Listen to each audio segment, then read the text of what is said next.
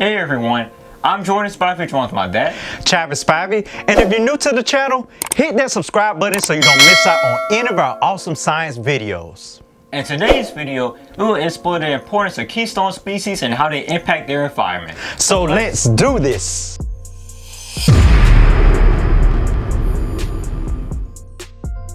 Our learning targets for today are: number 1, I can identify and describe keystone species, and number 2, I can explain how keystone species impact their environment.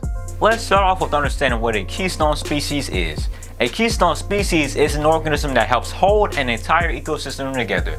They are like the connective glue that keeps everything in order and in balance. Without keystone species being present, the ecosystem would be dramatically different or cease to exist altogether.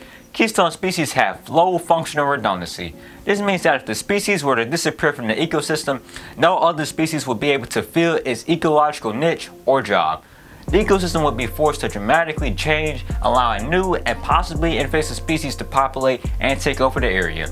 Any organism from plants, predators to fungi may be a keystone species. They are not always the largest and most abundant species in an ecosystem. However, almost all examples of keystone species are organisms that have a huge influence on food webs. The way these organisms influence food webs varies from habitat to habitat.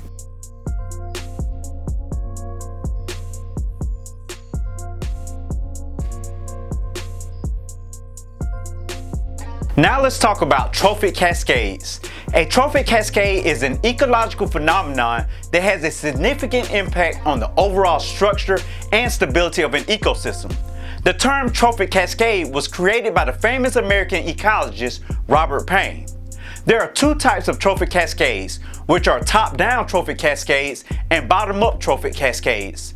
In top-down trophic cascades, the predators influence the amount of biomass of populations at lower trophic levels. Look at the following example.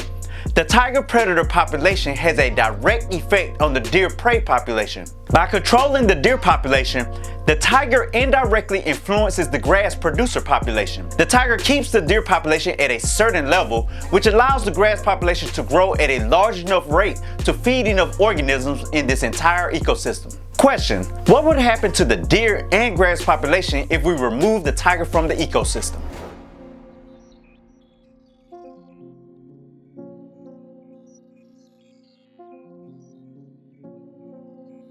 In bottom-up trophic cascades, the amount of space or available nutrients influence the amount of or biomass of populations at higher trophic levels in ecosystems. In the following example, the lack of space or nutrients can lead to low grass, trees, or fruit populations.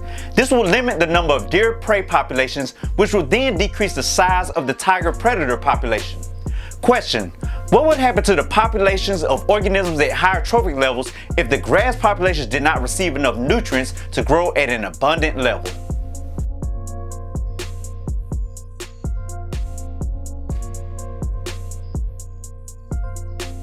Let's take a look at how some predators are keystone species. By keeping the populations and areas that their prey live in check, keystone predators like wolves, sea otters, and starfish impact other predators as well as other animal and plant species farther down the food chain. They ensure that prey populations are at a certain level, which allows the producer population to exist in abundance. Imagine if the predators were removed from the ecosystem.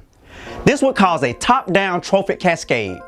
A top-down trophic cascade is a trophic cascade where the top consumer or predator controls the primary consumer population. As a result, the primary producer population thrives. The removal of the top predator can alter the food web dynamics. In this case, the primary consumers would overpopulate and exploit the primary producers. It would then turn into a bottom-up trophic cascade, which would destroy the food pyramid from the bottom up.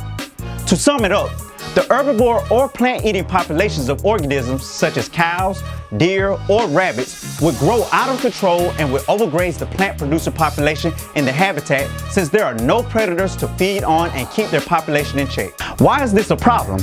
That's an excellent question. All food webs on Earth begin with producer plant populations. They are the first source of food energy for other organisms on Earth. If the plant producer population is greatly decreased, then the population of all other organisms that depend on the plants for food energy would decrease as well. This means the predator population would also decrease. Decomposers would not have any dead or decaying organisms to break down and return valuable nutrients back to the soil that plants depend upon to help them grow. We can clearly see how this could lead to the destruction of an entire ecosystem.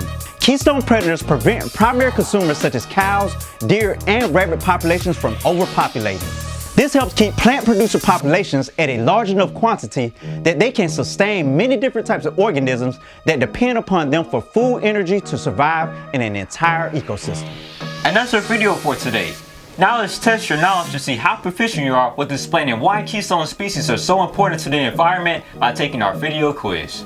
Use your electronic device to scan the QR code at the top right of the screen, or you can click the link in the description box below the video to take the quiz. Remember, 80% or higher for proficiency, record your associate proficiency sheet, and if you don't get it the first time, you better keep going because it's not over until you win. Don't forget to hit that subscribe button and also click that bell icon so you don't miss out on any of our awesome videos. Peace and have a positive, productive day. Bombay! Bombay! Bombay!